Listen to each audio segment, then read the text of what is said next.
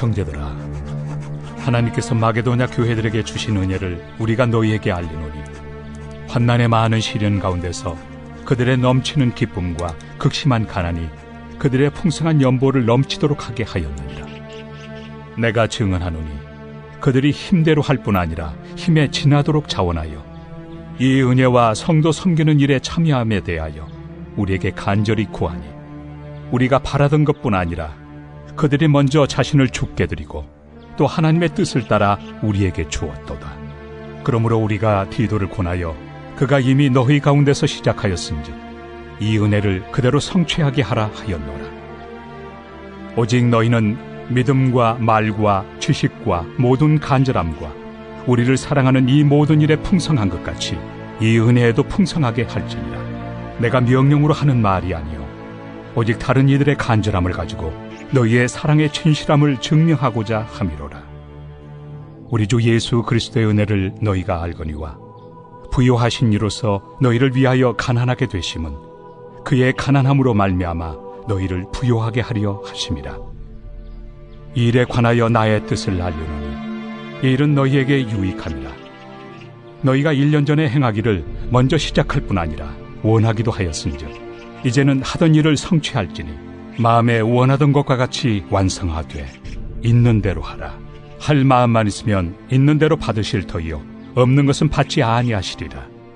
이는 다른 사람들은 평안하게 하고 너희는 공고하게 하려는 것이 아니요 균등하게 하리 함이니 이제 너희의 넉넉한 것으로 그들의 부족한 것을 보충함은 후에 그들의 넉넉한 것으로 너희의 부족한 것을 보충하여 균등하게 하려 함이라. 기록된 것 같이 많이 거둔 자도 남지 아니하였고 적게 거둔 자도 모자라지 아니하였느니라. 안녕하십니까. 9월 19일 목요일 말씀 묵상 시작하겠습니다. 고린도 후서 8장 1절에서부터 15절까지 말씀을 읽었습니다. 사실은 고린도 후서는 1장부터 7장까지의 내용과 8, 9장의 내용 그리고 10장부터 13장의 내용이 상당히 다릅니다. 그러다 보니까 어떤 이들은 3개 또는 4개의 서신이 함께 모아져 있는 것이고 하나의 저작이 아니다라고 말할 정도로 바울이 고린도 교회를 향해서 말하는 용건이 다릅니다. 하지만 이렇게 용건은 다른데 각 부분이 모두 이 역설이라는 테마를 공유하고 있기 때문에 분명히 하나로서 그 통일성을 갖고 있는 것은 분명합니다. 오늘부터 시작하는 이 8장 9장에서는요. 이 연보 그러니까 헌금 문제가 나오는데요. 바울이 이방인 교회들에게서 이 연보를 걷어서 유대인 교회에게 전달하려 하는 내용 가운데에서 고린도 교회도 그 연보에 동참해 줄 것을 요구하는 내용이 기록되어 있습니다.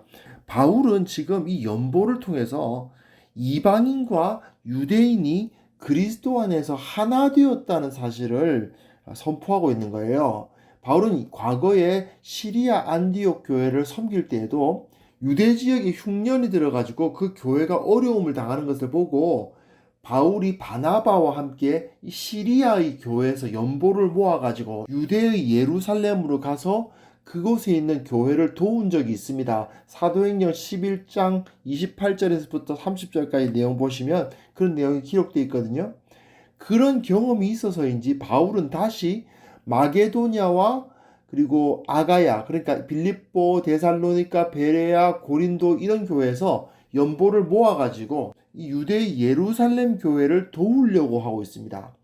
이는 예루살렘 교회가 경제적으로 힘들었기 때문이기도 합니다. 하지만 이는 단순한 구제 사역만은 아니었죠. 이방인과 유대인이 그리스도 안에서 하나라는 사실을 선포하기 위한 도구였습니다. 바울은 그의 선교 사역 내내 이방인과 유대인 사이의 장벽 때문에 많은 어려움을 겪었었죠. 이렇게 이방인 교회가 유대인 교회를 형제로 여기고 있다는 사실을 드러내기 위해서 모금을 해가지고 갖다 주면 유대인들이 이방인들에 대한 편견을 깨뜨리는 데 도움이 되지 않겠습니까? 그래서 바울은 되도록이면 큰 금액의 돈을 유대의 예루살렘에게 주고 싶어 했을 것입니다. 이방인 교회라고 해서 엄청나게 부유한 것도 아님에도 불구하고 유대인 교회를 위해서 상당히 큰 액수의 돈을 모금해서 도와준다면 유대인들 입장에서도 이방인들에 대한 시각이 바뀔 수밖에 없겠죠. 이렇게 큰 돈을 저들이 우리를 위해서 선뜻 내놓을 수 있단 말인가? 이런 생각이 드니까 훨씬 더 그 마음의 문을 열기에 좋을 것입니다. 그러다 보니까 바울은 되도록이면 좀 많은 액수의 돈을 모금해서 유대 지역에다가 갖다 주고 싶어 하는 거예요. 그래서 1절부터 5절까지 내용 보시면요. 마게도냐 교회에 대한 이야기를 하고 있습니다. 고린도 교회가 바울이 이방인 교회로부터 연보를 모아가지고 유대인 교회를 돕는 사역을 하려 한다는 사실은 이미 알고 있었는데 디도를 통해서 고린도 교회의 연보가 얼마나 모였는지 알아보니까 바울의 기대에는 못 미쳤던 모양입니다. 그러다 보니까 바울은 우선 마게도냐 교회들이 얼마나 많은 연보를 모아 주었는지에 대한 이야기를 하고 있는 거죠. 사실 마게도냐, 그러니까 빌립보, 데살로니가, 베레아 이런 지역보다 아가야의 고린도는 훨씬 부유했을 것입니다. 아무래도 고린도는 이 서로마와 동로마가 만나는 교역의 중심지입니다. 그러다 보니까 훨씬 더 부유했겠죠. 게다가 신앙적인 핍박은 마게도냐 지역이 훨씬 더 심했습니다. 아무래도 신앙적 핍박은 대도시보다는 소도시에서 더 커지거든요. 고린도는 굉장히 크고 부유한 도시고 마게도니아의 빌립보 같은 도시는 비교적 작단 말입니다. 그러다 보니까 고린도 교회가 환난도 적고 그리고 부유하고 그러니까 바울의 생각으로서는 고린도 교회에서 좀 더 많은 풍성한 연보가 나오길 기대했을 텐데 오히려 마게도냐보다 못하다는 거죠. 마게도냐에서는 정말 최선을 다해서 모금을 해준 것 같은데 고린도에서는 그러질 않다는 겁니다. 그러다 보니까 이런 말을 써요. 마게도냐 교회에서는 넘치는 기쁨과 극심한 가난이 그들의 풍성한 연보를 넘치도록 했다. 이런 말을 씁니다. 그들이 극심한 가난을 갖고 있었기 때문에 너무나도 가난했기 때문에 연보를 풍성하게 했다. 이런 역설적인 표현을 사용하고 있는 거죠. 마게도냐 사람들은 그야말로 그의 힘대로 할 뿐 아니라 힘에 넘치도록 자원해서 이 일을 했다고 이야기하면서 자기들이 그 일에 동참할 수 있도록 구했다고까지 말하고 있습니다. 그들은 단순히 돈을 바치는 게 아니고 자기 자신을 주님께 드리고 있었다라고 바울은 증언을 하고 있어요. 그건 그야말로 그들 자신을 바치는 것이나 다름이 없었다. 이런 말을 하고 있습니다. 그래서 6절부터 11절까지 보시면 너희들은 이미 풍성하게 많은 것을 받았는데 그것에 또한 이 은혜에도 이 연보에도 풍성하게 참여해 주길 바란다. 이런 표현을 쓰죠. 그러면서 내가 명령으로 하는 건 아니고 그리고 다른 이들의 간절함을 가지고 너희 사랑의 진실함을 증명한다. 이런 표현을 쓰는데 한마디로 말해서 너희들이 실제로 이것을 바침으로써 너희들이 정말 그 사랑을 갖고 있음을 나타내 보일 수 있도록 했으면 좋겠다. 뭐 이런 이야기를 하고 있는 거죠. 예, 뭐 강제로 하는 거 아니다. 명령으로 하는 거 아니다라고 말은 하면서도 사실 뭐 거의 반강제이긴 합니다. 여하튼 이렇게 뭔가 바치라고 강력하게 이야기를 하고 있는 건 사실이에요. 이런 면에서는 사도 바울이 상당히 얼굴이 두껍습니다. 바울은 지금 고린도 교회가 믿음과 말과 지식과 간절함 또 사역자들을 사랑하는 그 마음이 풍성하다 이야기를 해요. 여기서 돈이 많다는 말은 안 쓰는데 이 풍성하다는 말에는 그 뒤에는 너희들은 또한 재물도 많이 가지고 있다라는 것을 은근히 드러내고 있죠. 너희들은 모든 것을 다 풍성하게 가지고 있으니까 연보도 좀 풍성하게 해줬으면 좋겠다. 마게도냐는 가난했기 때문에 풍성한 연보를 했다. 그런데 고린도는 부유했기 때문에 연보가 기대에 못 미친다니 이게 좀 이상하지 않냐? 이런 역설적인 표현을 나타내면서 너희들도 좀 풍성했으면 좋겠다. 이런 이야기를 하고 있죠. 바울은 이것이 명령 아니다. 이런 말을 하고는 있지만 거의 뭐 반강제이긴 합니다. 마게도냐의 간절함을 보았지 않느냐? 고린도 교회도 너희들도 사랑의 진실함을 좀 증명해 봐라. 너희들보다 훨씬 가난하고 핍박도 많이 받는 마게도냐 교회도 이만큼 연보를 했는데 너희 고린도 교회가 저들보다 연보를 적게 하거나 비슷하게 하면 너희 사랑이 진실하지 않은 것처럼 되지 않느냐, 뭐 이런 얘기입니다. 바울은 그러면서 이 연보라는 것이 예수님을 따르는 길이라는 사실을 이야기를 해요. 예수님께서는 모든 것을 가지신 그 부유하신 분이었지만 우리를 위해서 가난하게 되셨다. 너희들도 굉장히 부유한데 예수님처럼 가난해지기를 선택하는 것이야말로 진정 복음을 실천하는 것이 아니겠느냐. 예수님의 삶 자체가 역설이었다. 너희들도 너희들이 부유함을 버리고 가난함을 선택하는 역설적인 삶을 한번 실천해 보라고 강조하는 거죠. 그러면서 바울은 너희들이 1년 전에는 사실은 적극적으로 이 일에 동참하려고 했는데 지금은 그 결과가 잘 안 나타나는 걸 보니 다시 처음의 마음을 회복하라고 촉구하고 있는 거죠. 그래서 12절, 15절 보시면요. 결국 마음 이야기를 합니다.